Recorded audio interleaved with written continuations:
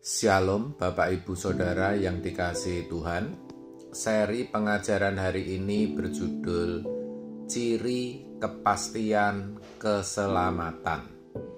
Saudara, kepastian keselamatan seseorang itu bukan karena keyakinan secara mental bahwa dia akan masuk surga karena percaya Yesus sebagai Tuhan dan Juru Selamat.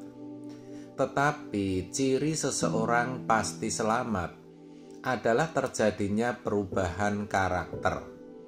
Yang namanya keselamatan itu proses perubahan yang dialami seseorang sampai orang mengagumi betapa hebat pekerjaan Roh Kudus.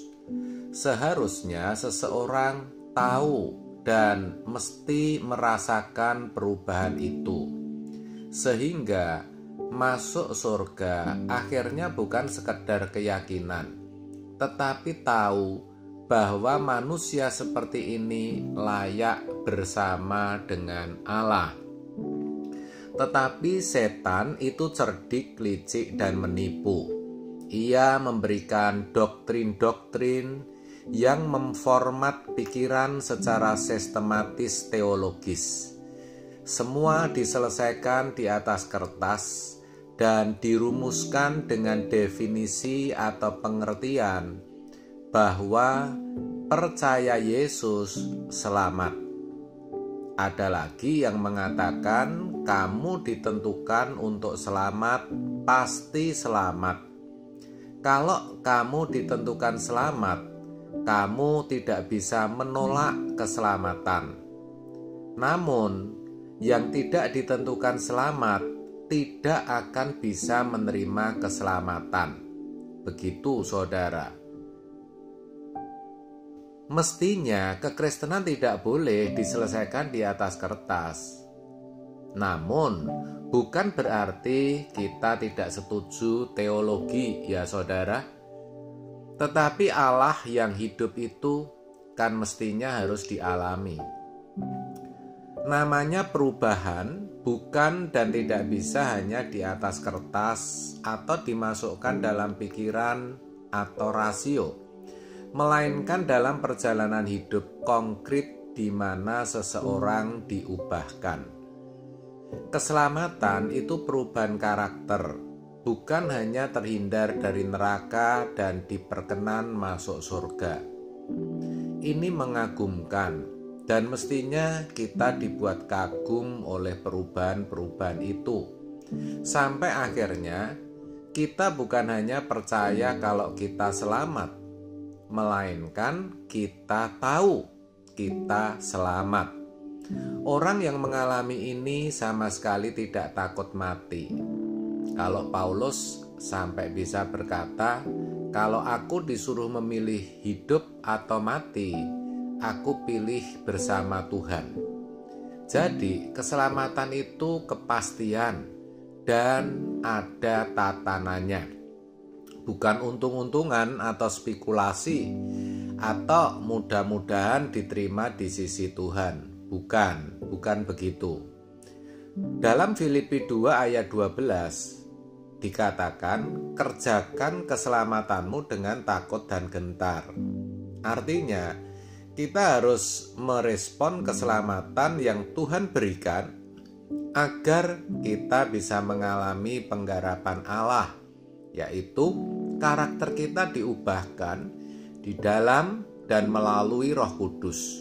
Itu luar biasa. Tapi hati-hati bagi orang yang sudah memiliki pengetahuan teologi yang cukup, punya posisi di dalam gereja, apakah itu aktivis atau pendeta, karena mereka punya potensi untuk stagnan, berhenti dan tidak berubah. Iya, karena juga merasa sudah mendapatkan pengakuan sebagai wakil Tuhan, orang baik, atau rohaniwan. Lupa bahwa dia tidak boleh berhenti berubah. Saudara, satu hal, bahwa perubahan akan berhenti waktu kita menutup mata. Maka kita tidak boleh berhenti berubah. Ketika kita berhenti berubah berarti mati. Bukan berlebihan kalau kita selalu memikirkan hal ini. Karena pemazmur juga mengajarkannya. Kalau kita menunda, akhirnya kita membatalkan. Sayangnya kebanyakan kita selalu berpikir bahwa masih ada waktu untuk berubah. Selalu ada waktu untuk bertobat. Padahal dalam perjalanan hidup, ketika kesempatan demi kesempatan yang Tuhan berikan tidak digunakan, hati seseorang mengeras sampai dia tidak bisa bertobat. Kalau kita tidak belajar menjumpai Tuhan dalam doa dan perjumpaan secara konkret, akhirnya kita tidak sanggup percaya, saudara.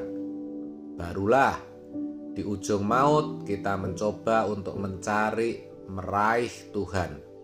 Tetapi kita tidak bisa. Nah, sekarang kita masih bisa berkata, percaya Tuhan. Bersyukur Tuhan masih memberi kita kesempatan untuk memiliki pengalaman dengan Tuhan melalui doa dan pengalaman hidup setiap hari. Perjumpaan dengan Tuhan lewat doa itu merangsang roh kita. Kita harus mengalami perjumpaan dengan Tuhan, saudara, yaitu melalui peristiwa-peristiwa hidup di mana kita melihat kehadiran Tuhan, manuver Tuhan. Saudara, Allah kita itu Bapa yang mendidik, guru yang mengajar. Kalau Dia menyertai, bukan hanya karena mau melindungi, menjaga kita, tetapi Dia mau mengubah kita lewat berbagai peristiwa. Kalau kita bisa menyadari hal ini, kita akan kagum terhadap hikmat kebijaksanaannya yang mengubahkan itu.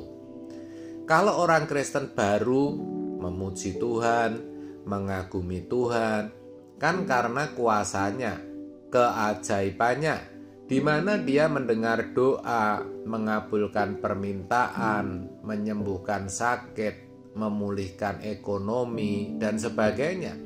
Tetapi Kristen yang dewasa beda, mulai bisa melihat kebijaksanaan Allah yang membentuk hidupnya. Roh Kudus menuntun kita untuk menjadi manusia yang melakukan kehendak Bapa, yang standarnya adalah Yesus. Namun Yesus tidak kelihatan. Tetapi ingat, ketika Roh Kudus menerjemahkan kehidupan Yesus dalam hidup kita, Yesus tidak lagi menjadi abstrak. Sebaliknya menjadi begitu nyata dan real, dan kita mengagumi kebijaksanaannya. Dan karena kita mengalami Tuhan yang hadir dan menyempurnakan karakter kita, seiring dengan berjalannya waktu, keselamatan menjadi begitu menarik dan begitu berharga. Memang sungguh itu luar biasa. Kristen yang benar pasti punya pengalaman bagaimana proses pembentukan itu. Maka saudara, jangan berhenti berubah. Jangan puas dengan apa yang telah kita capai. Sayangnya, dalam hidup banyak orang, khususnya kita orang-orang Kristen sejak kecil, di mana orang tua Kristen sudah dikurung dalam doktrin seakan-akan semua sudah benar adanya. Padahal kita mesti punya pengalaman bagaimana penyertaan Tuhan dalam hidup kita yang membentuk kita. Maka perlu dipertanyakan, apakah kelakuan kita sudah serupa dengan Yesus? Disinilah Roh Kudus akan menolong kita bercermin. Pasti bagian-bagian mana dalam hidup kita yang dipandang Tuhan masih kurang, masih bercacat. Tidak mungkin Tuhan tidak memberitahu. Jadi jangan sibuk mempersolek wajah jasmani dengan pakaian, arloji, tas, dan lain-lain, tetapi kita tidak mempersolek wajah batin. Kenali diri kita. tanyakan kepada Roh Kudus, sudahkah aku secantik, seindah Engkau Tuhan? Nah, kalau belum, belajar dan belajar lagi. Biar kita miskin secara ekonomi, tetapi jangan miskin secara batin. Amin. Tuhan Yesus memberkati.